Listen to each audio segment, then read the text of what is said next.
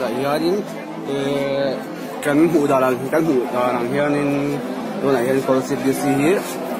kutam phailam DC tere in bek an tumani oma chuarin he tunah hianin court vai te ko thami puite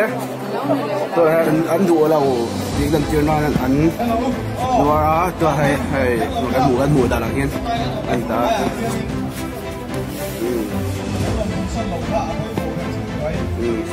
college DC